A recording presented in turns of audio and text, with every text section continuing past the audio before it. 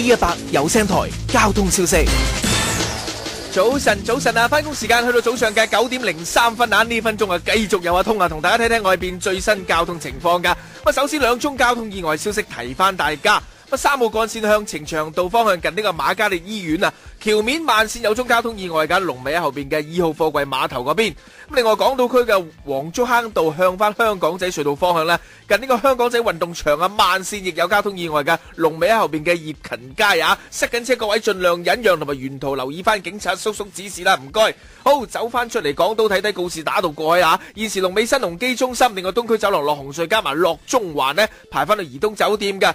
香港仔隧道過海同埋落灣仔啊，只係去到管道口未間封，係啊，因為後邊有交通意外啊嘛，啲車就上唔到嚟先啦吓。另外西區方面啊，干諾道西天橋落翻中環就海港政府大樓嗰邊噶。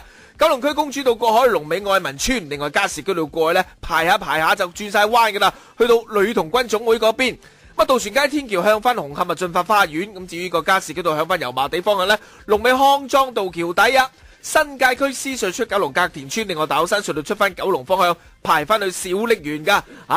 嗰個劉思啊，雖然失落喺呢個超級區議會啊，但係又俾佢執翻個副局長位喎。原本冇咗8萬幾，而家變咗18萬幾。呢啲咪又係689搞出嚟噶咯，幫自己擋嘢嘛，做下擋箭牌啊，梗係啦。1月1號啦，明知好多人上街啊，個個都拿住個牌，叫佢689下台，唔得噶嘛，唔好睇噶嘛。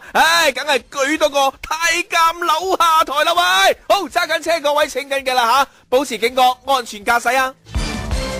D100有聲台交通消息資訊最全面，活現在眼前。